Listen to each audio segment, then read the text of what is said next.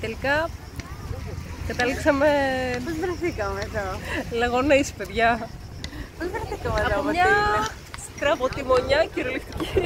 Όχι, μια χαρά το πήγα το αμάξι. Δεν πήγε καμία στραβοτιμονιά. Εντάξει, το αμάξι καλά το πήγαινε, παιδιά. Οδηγούσε πολύ καλά η Κατερίνα, αλλά οκ.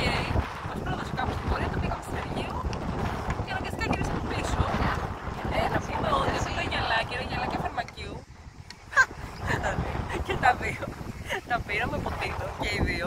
28 ευρώ το ζευγάρι. Μας είπατε καλό φακό. Ελπίζω να μην στραβωθούμε τις επόμενες μέρες.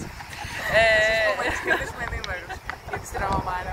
Και είπαμε να συνεχίσουμε το καλοκαίρι, γιατί δεν παλεύαμε το διαμέρισμα.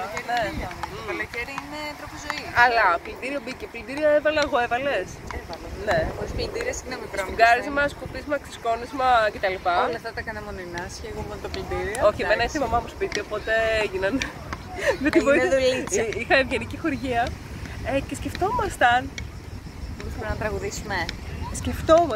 Σκεφτόμασταν πόσο φιλοσοφημένα είναι κάποια τραγούδια τα οποία ακούγονται να είναι χαλαρά. Ναι, πιο ήρεμα, λίγο πιο ρέγγι. Λίγο πιο ρέγγι, ναι. Στην παραλία και λες εντάξει, εδώ είναι ελαφροίσκωτο, αλλά στην πραγματικότητα δεν είναι. Ναι. Έχει από πίσω τα νοήματά του, έτσι με όμορφο, ωραίο τρόπο. Μην ανησυχείτε, θα το πούμε όλα. Θα πούμε όσο θα θυμόμαστε τους στίχους, Άρα πολύ λίγο.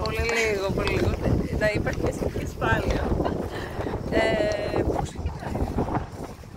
Τι λέγαμε πριν? Το είπαμε πολύ ωραία και αυτό πριν. Τώρα θα το πούμε λίγο Βεβαιασμένα. Ναι. Τι λέει? Όχι, αλλά σε θέμα ξυπολιτικότερα. Πώς πάει? Πότε τελειώνουνε, πάμε λίγο πιο ρηχά για να πατώνουμε. Και οι άγκυρες ατάκες θα είναι πάντα μενού. Αλλάζω θέμα και σε πάω γενικότερα και αφήνω τα αισθηματικά για λίγο αργότερα. Πες μου αν όντως πιστεύεις στην ύπαρξη του Θεού. Μα εγώ ξέρω ένα παγκάκι, γνωρίζω τον περιπτέρα. Πίνω την πύρα από το κουτάκι, βασικά από το κρασάκι. Κι είμαι από τα καλά παιδιά, μα εσύ κυρία θες να μείνεις. Κι εγώ απλά περαστικός, εσύ έχεις και τα δίνεις. Κι εγώ καρμύρης και φτωχός και ταξικά. Το πράγμα δεν τσουλάει, το ξέρω δεν σου πάει. Να τα έχεις με φτωχό, μα και φροηδικά.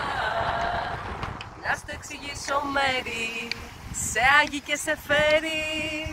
Το υπερεγώ. Βρε, το υπερεγώ.